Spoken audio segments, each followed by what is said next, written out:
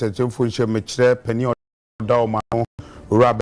no Chesse, a police for her say, Apono, Yebeto, Yagusu to Yano, who be found in Sanko,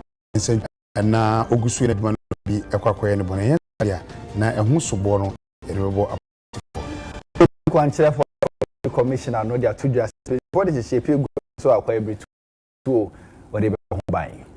When you say, when you make house, I feel no do fear, dear son. And so your phone down, Cadia, this is chocolate drink, and a bit of a cajamo, what you ada, Adia, Achin, Sanson, and Supapa, especially when I was almost seeing Medica Seboy at the Ebremoviti at the Enim Ato, many. Sadat, Mohammed. After you run Silmana, ye diany at the Archer, or Mampeni, I went to 2 year at the core Asia, a year continent, so of Japan, and what done any. Baby Pimo Singapore na omampeni enkomo okwo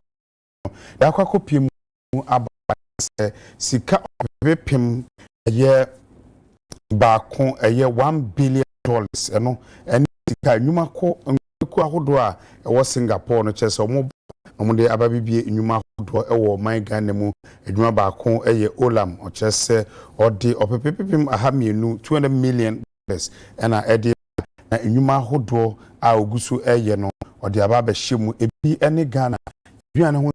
mampani ehyehyɛ a watu din Ghana no kyese nuane ho se no mba beboa sa adwuma ko a omo dwuma mo ye ne se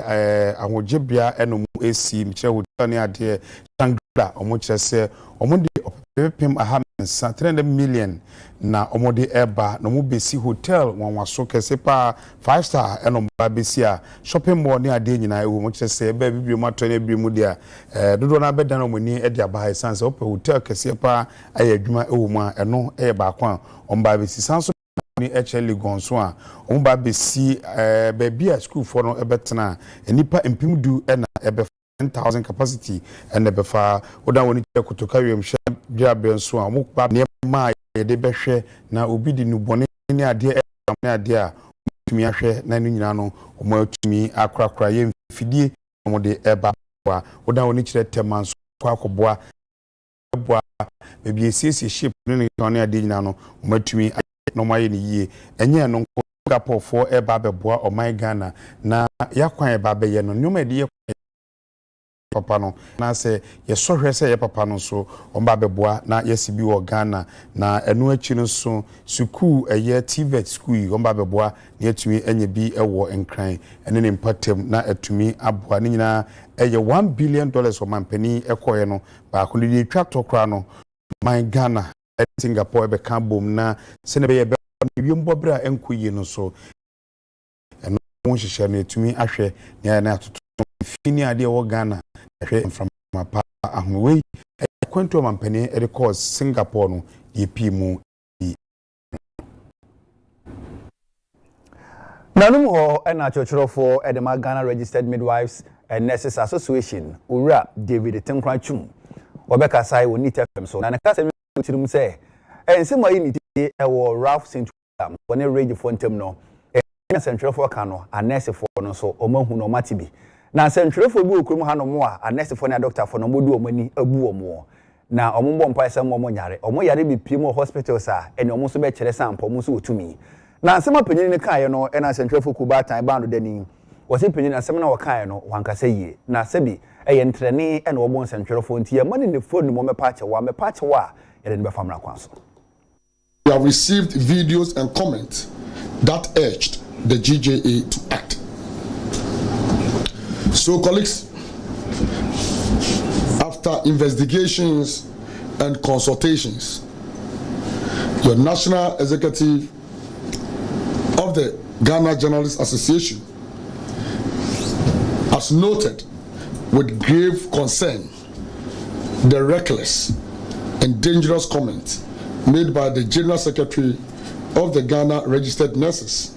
and Midwives Association, in short, GRNMA, Dr. David Tenkranchum, against journalists in Ghana. GJA is outraged by the treacherous and completely unacceptable comments made by Dr. Tenkranchum, in which he boldly declared that journalists had been marked and will be shown whenever they visit public hospitals. Before the host of the show intervened and told him that you can't talk like that, you can't speak in this manner, then he quickly came in to polish what he said. This is not a mere slip of tongue. It is a blatant threat of violence against journalists in Ghana. Dr. Tinkra Chu must, within 5 days, retract his reckless comments, issue an unqualified public apology to all journalists in Ghana, and give a clear undertaking that he would never again champion or encourage actions that threaten the safety of journalists in this country. The GJ will not hesitate to petition all appropriate bodies, including but not limited to the National Media Commission, the Commission on Human Rights and Administrative Justice, SHRAJ, the International Press Freedom Watchdogs, including the Committee to Protect Journalists, CPJ, the Federation of African Journalists, FAJ, and the International Federation of Journalists. We will hold him personally accountable for any harm that befalls journalists in public hospitals or elsewhere as a result of his utterances. We also call on the leadership of the Ghana Registered Nurses and Midwifery Association to publicly disassociate itself from this comment. Silence on their part will be interpreted as endorsement and complicity. 5. Finally,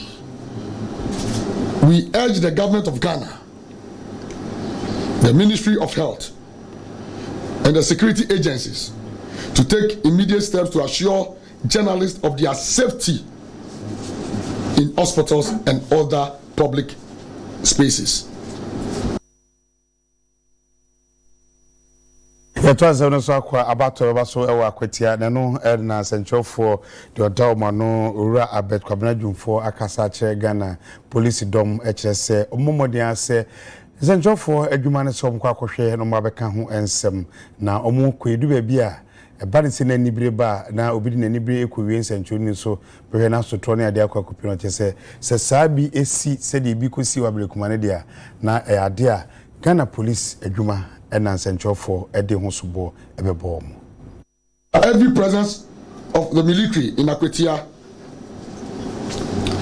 particularly Wenchi and other areas, causing fear and panic among the people, in as much as we want to support the security services to discharge their duties. The ally governing the conduct of elections in the country clearly mandates the Ghana Police Service to be the lead security in charge to ensure a secure, orderly and peaceful environment for the electoral process. The same ally mandates the Inspector General of Police to chair election security task force in this country and not the military. And it is only in some instances that the military will serve as a backup to the police to beef up the security when the need be or arises. The GJA is monitoring and observing the election process, and we believe strongly that there's no need for any masked, and the word is masked, any masked security personnel in the constituency.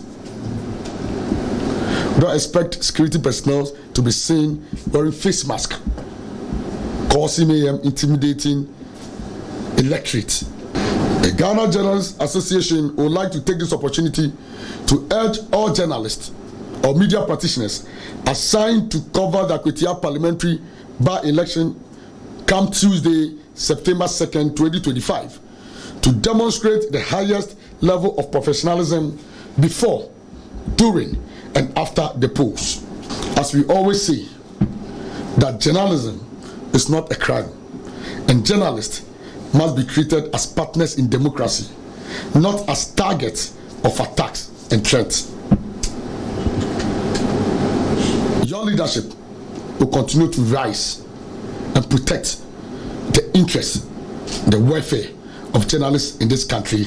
at all times. times. Penny Kwanchera for the Forestry Commissioner no any Dr. Hugh Clement Adukwe Brown. Opinion aka said that to just na tana ne nhye pe gu apono so hwe hu ne se kwai bretu obetima bo ho ban na wona wonam se bo akwa so tu fom agudie se kwai no obetu won so sa won so wo bu nnua enam kwapa so no obecheche safo no. Chief Executive Officer Wada Forestry Commissioner no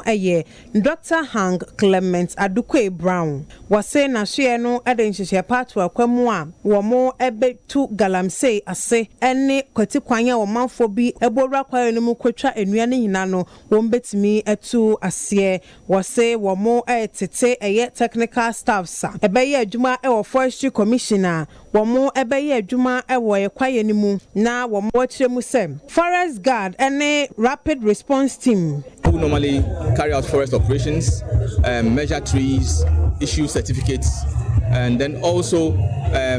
for the wildlife wardens, and then also timber inspectors. So we are really happy that we have been able to matriculate the second set of students. Last year we matriculated 67, and today we have matriculated 81.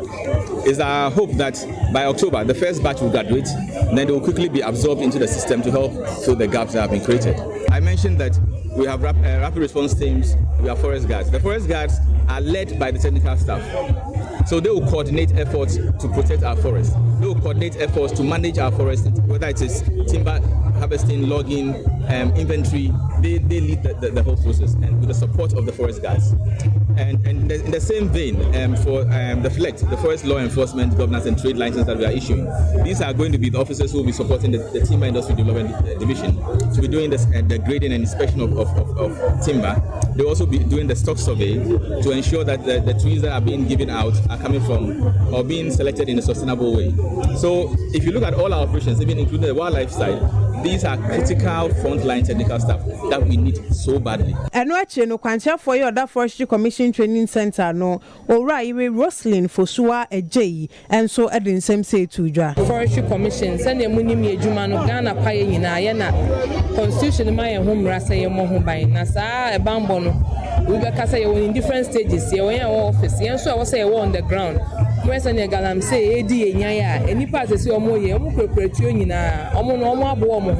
and this is also yes we boy we need more men on the ground and can carry na climate change and sema doso this is a very good opportunity e be kire omo hu say and yes ye bokwai no ho ban keke ne ye bo ho ban ameno so aboa yen abehwe planet no ama yen na say say be kan say when the last tree dies the last man dies.